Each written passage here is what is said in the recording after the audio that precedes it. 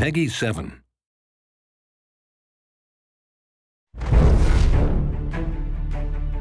At the high level, LEGO Universe connects millions of LEGO fans together, brings them together to build, play, share together online, and connect them in new ways, and play with LEGO in a new way. What that really means is you can get in there, you can create your own minifigure, you adventure with that character, you get to play through this whole big epic backstory that we've got going on. You go on missions with other players, you trade with other players, and you collect stuff. And whatever you have collected from models and bricks, you go to your own little planet chunk, and you build maybe your own little castle, if that's what you want to build. Bring your worlds to life, right? That was the idea. You're gonna come in here and you're gonna bring these worlds to life. So how are you gonna do that? And we had models and you could build, but you could never make them come to life. And now it's like, oh, now it can do it. Whoa! Oh, castle, staircase. An 8-year-old can build a big castle that really looks impressive and has dragons that spits fire and everything, right? He can build that. He might not have the bricks in real life or the skill in real life to actually design that castle, but in LEGO Universe, he can bring that all to life. I'm building this really cool thing, and when I show it to you, you're gonna flip out. Not only are you gonna flip out, but then we can play together in that world. I have words escape me.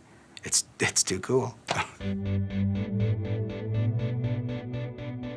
There's 3 different building experiences in the game.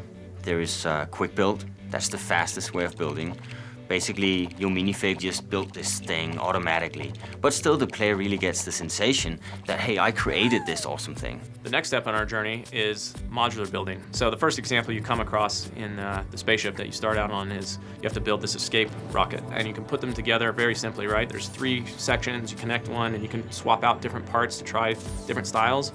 You're building a rocket no matter what, but your rocket's gonna look different than my rocket will. And so you have a little bit of customization and creativity starting to sneak in here, right? But it's still a very easy experience, very lightweight. You can kind of go in and out of it, no problems, right? And anybody can do it. And then, of course, we got the more creative experience, which is on your property. And here you can really do whatever you want. All the bricks that you have collected throughout the game, you can put together brick by brick and design exactly what you want. So that's the completely open-ended creative experience. Now you can put models out in that space that you've earned along the way, or you can also build something from scratch, right? Which takes us to the next level. So now we're getting into brick by brick building. So now we're actually at the point that's sort of the analog to real life Lego building, right? Where we're putting a brick together at a time. Then the final step on that is adding behaviors to your creations. There's a programming language that basically looks like puzzle pieces.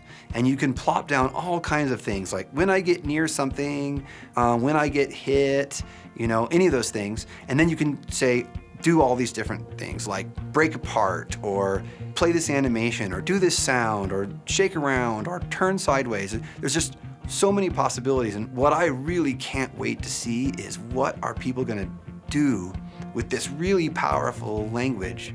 What kind of games are they going to make inside of LEGO Universe? And I can't wait to see which of those come to the top, and kids are off playing that. I've seen scenarios where people will actually have a jumping puzzle where you can unleash a cage that opens up and a dinosaur runs out and starts fighting the other animals that you've set up in your particular environment, and then you can go fight the dinosaur to defend the animals and stuff. It's real fun from the standpoint that players can now make things that other players can play, and just that means the possibilities are literally endless. The quality of the game and the game experience became so important about how we really lift this, not just to be a game, but to be more than the game, but to be an authentic play experience of LEGO. And I love Avant Gardens, I love Gnarled Forest, I love all of these other levels. I think they're great because our artists are amazing, but I love the properties because they're empty. They're blank. I can do whatever I want there. I can run around for 2 hours, smash a bunch of things, complete a bunch of missions, get a bunch of bricks, go to my property and build my own castle. Make it mine. Think about what's the world you want. If you could have any world, what would yours be? And then apply that when you're in the game so that when you get to the build part, you're ready to go, you've got some cool ideas, and then your friends can come over and you guys can play in your world. It's more than a game, really. It's a new way to play with LEGO into the next century. LEGO Universe is a game that people are going to want to play. And again, it's a game that's going to keep growing and growing and growing. content, functionality, and it's up to the consumer to build what they want. So a lot of the game is also in their hands to build and create what they imagine, what they can do. It's just a fantastic game and everybody needs to play.